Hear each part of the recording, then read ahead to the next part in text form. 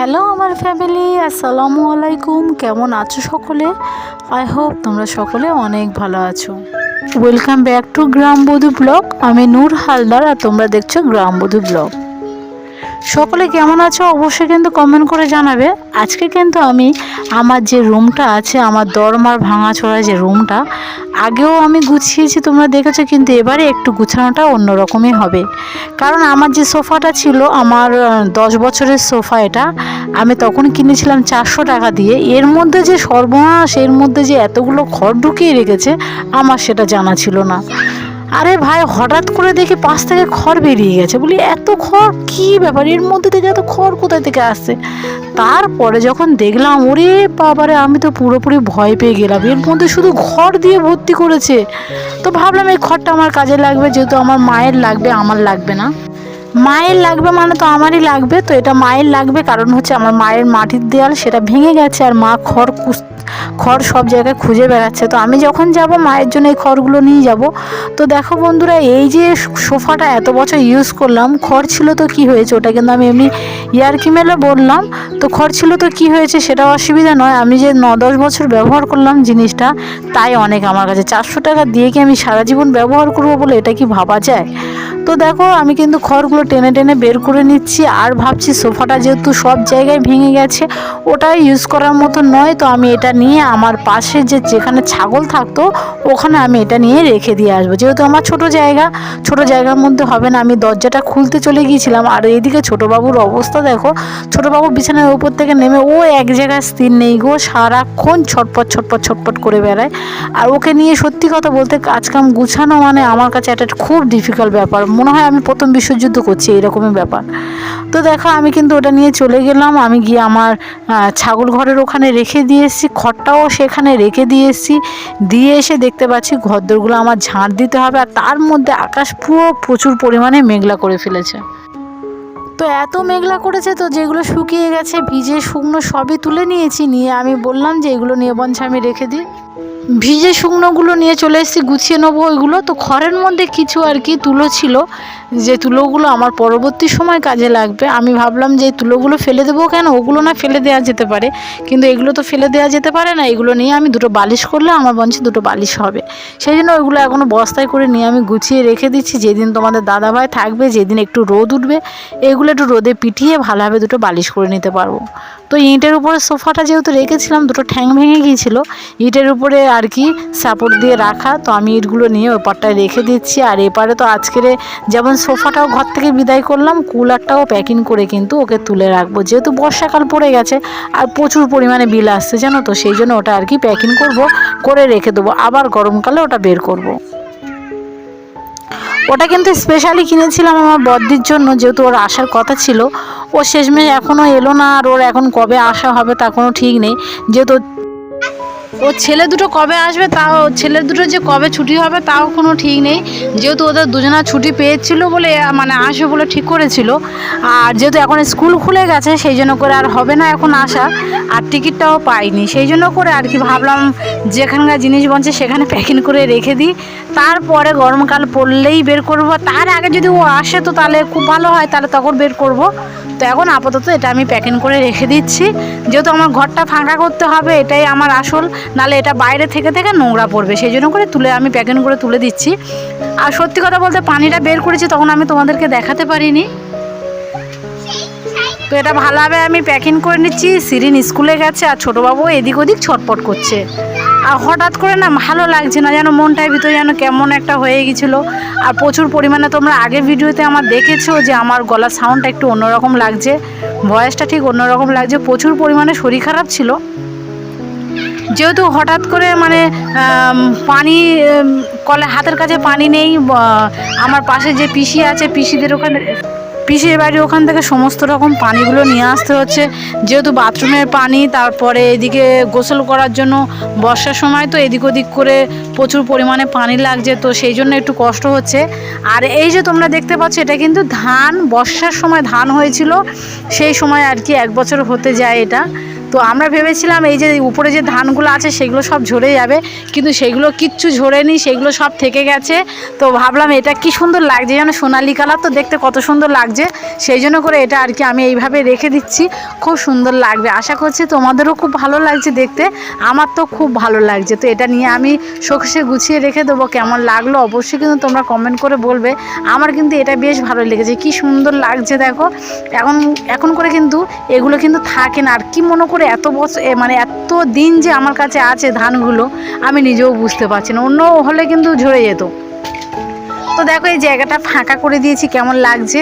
আর এই প্লাস্টিকটা না যে ইচ্ছা আছে পরে আর কি তোমাদের দাদাভাই মাইনে পেলে আমি এই প্লাস্টিকগুলো চেঞ্জ করব, যেহেতু অনেক দিন হয়ে গেছে প্লাস্টিকগুলো, আর সব দিকে কেমন দাগ হয়ে গেছে, আর মাটির লেভেল ধরে এটা দেওয়া নেই। তো আমি কি করব, সেই জন্য তোমাদের দাদাভাই মাইনে পেলে আমি এই পারে প্লাস্টিকটা কিনবো, আর রান্নাঘরে প্লাস্টিক, মেঝের জন্য কিছু মেঝেটার জন্য প্লাস্টিক কিনবো।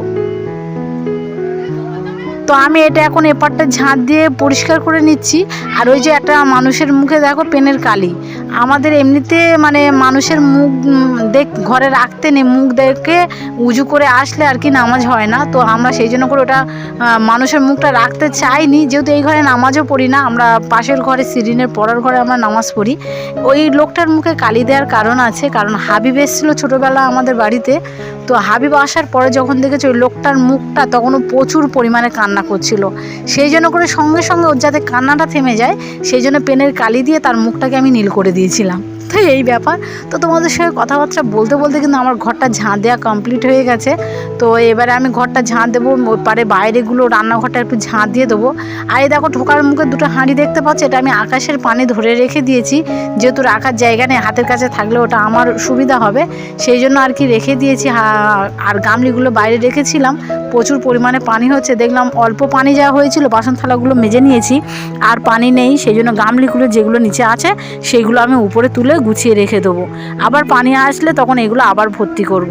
হাতের কাছে পানিটা, আকাশ থেকে পানি পড়লে ওটা ধরে নিলে সত্যি অনেকটা কাজ আমার হালকা হয়ে যায়। বর্ষার সময় ছোটোবাবু বড়োবাবুকে নিয়ে পুকুরে গিয়ে অনেকটাই প্রবলেম হয়, কিন্তু হাতের কাছে পানি থাকলে খুবই মানে সুবিধা হয়। হাতের কাছে যেহেতু পানি নেই, আকাশের পানিটা আমি আপাতত ধরে রাখার চেষ্টা করছি। তো এবারে দেখো আমি আমার ছোটোবাবুর কাপড় চোপড়গুলো গুছিয়ে নিচ্ছি। এই ঘরে কিন্তু প্রচুর পরিমাণে বৃষ্টি হওয়ার কারণে আমি যে দেয়ালে ঘরের দেয়ালে যে পেপার মেরেছিলাম ওই পেপারগুলো কিন্তু সব উঠে গেছে।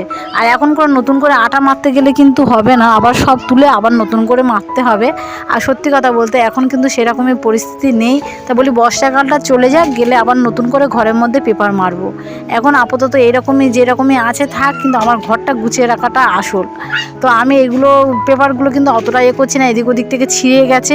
আর দেয়ালে বুঝতে পারছো, দেয়ালেতে পানি লাগলে তো অবশ্যই স্বাভাবিক পেপারগুলো মানে ছেড়ে যাবে। আমার চারিদিকে নিচে যেগুলো আছে ছিঁড়ে গেছে সেগুলো ছোটোবাবু আর বড়োবাবু মিলে ছিঁড়েছে, দুই বোনে মিলে। আর কিন্তু উপরে যেগুলো ছেড়ে গেছে সেগুলো কিন্তু পানি এসে এমনিতে চারিদিক থেকে হালকা হয়ে গেছিলো, এরা দুজন তো ছিঁড়তে আরও সুবিধা পেয়ে গেছে। তো আমি এপারে দেখো পর্দাটা খাটিয়ে দিচ্ছি। আর আমার এই যে বিছানার যে গদিটা, এটা অনেক দিন হয়ে গেছে জানো তো, ছোটোবাবুর বয়স অনুযায়ী ওটা আর কি, আমার 3 বছর হয়ে গেল গদিটা। আর যেহেতু বিছানার চাদরটা আমি খুব একটা বিছাতাম না, কারণ কি বলো তো, বাচ্চারা বাড়িতে থাকলে না কন্টিনিউভাবে টয়লেট করে। আমি বিছানার মধ্যে কিন্তু প্লাস্টিক বিছিয়ে রাখতাম, তারপরেও আমার মেয়েরা তো প্রচুর পরিমাণে ভালো, কোথায় পানি ফেলে দিচ্ছে, কোথায় এই ফেলে দিচ্ছে, কোথায় তাই ফেলে দিচ্ছে বিছানার চাদরের উপরে। তো আমি আগে বিছাতাম না, এখন করে দেখতে পাচ্ছি ছোটোবাবু যেহেতু বড় হয়ে গেছে, আমার বিছানার চাদরটা সবসময় বিছিয়ে রাখাটাই ভালো। তো আমি সবসময় বিছানার চাদরটা বিছিয়ে রাখার চেষ্টা করি। আর এপারে আমি সবসময় বিছিয়ে রাখি। তো আমি একটা চাদর এখান থেকে কিনেছি, চাদরটা অনেকদিন ধরে বিছাবো করে ভাবছি, কিন্তু বিছানো হচ্ছে না। তো আজকে ভাবলাম চলো মানে সবার আগে তোমাদেরকে দেখাবো, তারপরে আমি ইউজ করব। সবার আগে তো ওইভাবে আমি দেখাতে পারবো না, তোমাদের বিছানায় বিছিয়ে তবে আমি দেখাতে পারবো। তো চলো আমি বিছানায় বিছিয়ে নিই, কেমন লাগছে অবশ্যই কিন্তু কমেন্ট করে বলবে। আর এটা আমি বুঝতে পারছি না ফোনে কতটা ভালো লাগছে, তবে আমার যেন সামনে বেশি ভালো লাগছে। আর আমার সত্যি কথা ভেবে দেখলাম যে ছোটোবাবু বড়োবাবু যেহেতু মানে ওরা ছোট, এটা একটু নোংরা হবে, কিন্তু লোকজন আসলে যদি আমি বিছিয়ে দিই সত্যি খুব ভালো লাগবে। আর আমি শোকেসটা তো আগে গুছিয়ে নিয়েছি, তোমরা দেখে নিয়েছো।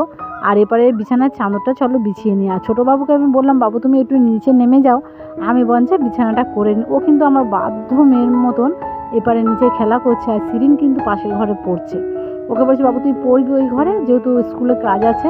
আর আমার মেয়েটা না যেখান থেকে বড় হয়েছে দেখতে পাচ্ছি পড়াশোনার মধ্যে একটা আলাদা আগ্রহর মধ্যে চলে এসেছে। তো চলো তোমাদের সঙ্গে কথাবার্তা বলতে বলতে কিন্তু আমার বিছানার চাদরটা বিছানো হয়ে গেছে, ওই পাটটা একটু গুটিয়ে আছে। কারণ হচ্ছে এটাই যে আমি ওখানে একটা গিড্ডে মেলেছিলাম, গিড্ডেটা খুলে দিলাম, দিয়ে দেখো কত সুন্দর লাগছে। আমার কিন্তু বেশ লাগছে, তোমাদের কেমন লাগছে অবশ্যই কিন্তু কমেন্ট করে আমাকে বলবে। আর সে আমাকে এত জ্বালাতন করছে আর বলো না, শুধু এদিক ওদিক করে হাজার কোশ্চেন, যেহেতু নতুন নতুন কথা বলা শিখেছে ওর মনের মধ্যে হাজারটা কোশ্চেন আসছে, আর সেই কোশ্চেনগুলো নিয়ে আমাকে সারাক্ষণ পেরেছান। মা এটা কেন হচ্ছে, ওটা কেন হচ্ছে, পাপা এখনও কেন আসেনি, মানে এরকমই হাজার কোশ্চেন ওর কথায় কথায়। যদি আমি ওকে বলি যে তুমি দুষ্টুমি করছো, আমি চলে যাবো এখান থেকে, ও আমাকে বলবে আচ্ছা তুমি ওখানে যাবে তো, আমি বঞ্চে একটা কাজ করবো, আমি আমার আনুর বাড়ি চলে যাবো। আনু বলতে ওর পিসিকে বোঝাচ্ছে, আমার বড় ননদ। ও আমার বড় ননদকে প্রচুর পরিমাণে ভালোবাসে। তো আমি এপারে যখন করছিলাম, আর এপারে আর এক জায়গায় যে পুতুল রাখা ছিল সেগুলো কিন্তু সব খুলে গেছে, আর আমি ওই পুতুলগুলো ওখানে আছে। আর এপারটা দেখো আমার কিন্তু বিছানাটা গুছানো কমপ্লিট হয়ে গেছে। কেমন লাগছে অবশ্যই কিন্তু কমেন্ট করে বলবে। আমি যতটা পারি ততটা তোমাদেরকে শেয়ার করার চেষ্টা করি। আর এই যে আমার বিছানার চাদর বিছানোর পরে বিছানার অবস্থাটা দেখো, এইদিকে বড়বাবু ওই ঘরে পড়ছে, আর এদিকে ছোটবাবু কিন্তু বিছানায় নতুন চাদর পেয়ে বিছানার উপরে জানা তাই অবস্থা করে বেড়াচ্ছে। তো বলে ওই একটুখানি উপরে মঞ্চে খেলা করে নিক, তোমাদের তো দেখালাম, ও মঞ্চে একটু আনন্দ করে নিক, বলে আনন্দ করছে। আমি কিন্তু এবারে আরেকবার ঘরটা ভালোভাবে ঝাঁট দিয়ে দিলাম। আর যেখান থেকে পুতুলটা বের করেছিলাম সেই দরজাটা তো ভালোভাবে লাগানো হয়নি, সেটা আবার ভালোভাবে একটু লাগিয়ে নিচ্ছি।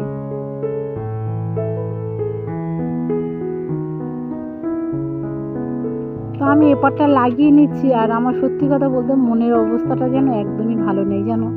যত ভাবি তোমাদের সঙ্গে একটু কথা বলে আমি হালকা হব, কিন্তু মনের দিক থেকে আমি প্রচুর পরিমাণে উইক হয়ে আছি।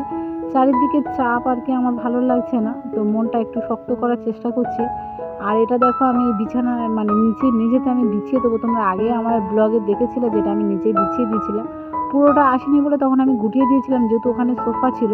আর ছোটোবাবু বিছানার উপরে উঠছে বলে আমি ছোটোবাবুকে বললাম বাবু তুমি আপুর কাছে চলে যাও, আপু ওই ঘরে আছে বলে তাকে আবার আমি বলছি যখন, সে কিন্তু বিষয়টা বুঝতে পারিনি প্রথমে। তারপরে আবার তাকে বললাম যে বাবু তুমি ওই ঘরে আপুর কাছে চলে যাও না মা। তারপরে কিন্তু বুঝতে পারলো, বুঝতে পেরে বললাম আমার দরজা বন্ধ। সিরিন ওপার থেকে দরজাটা বন্ধ করে দিয়েছিল, সিরিন আবার দরজাটা খুললো, দুই বোনকে ওই ঘরে পাঠিয়ে দিয়েছে, দিয়ে আমি তোমাদেরকে দেখাবো যে আমার বিছানার ঘরটা কেমন হয়েছে। অবশ্যই কিন্তু তোমরা কমেন্ট করবে। আর তোমরা কিন্তু কেউ কমেন্ট করছো না, তোমাদের এক একটা কমেন্ট কিন্তু আমাকে খুব আগ্রহ দেয় নতুন করে কিছু করার জন্য। তো দেখো আমার কিন্তু এপারে মানে ঘরটা গুছানো কমপ্লিট হয়ে গেছে। কেমন লাগছে না লাগছে অবশ্যই কিন্তু তোমরা কমেন্ট করে বলো।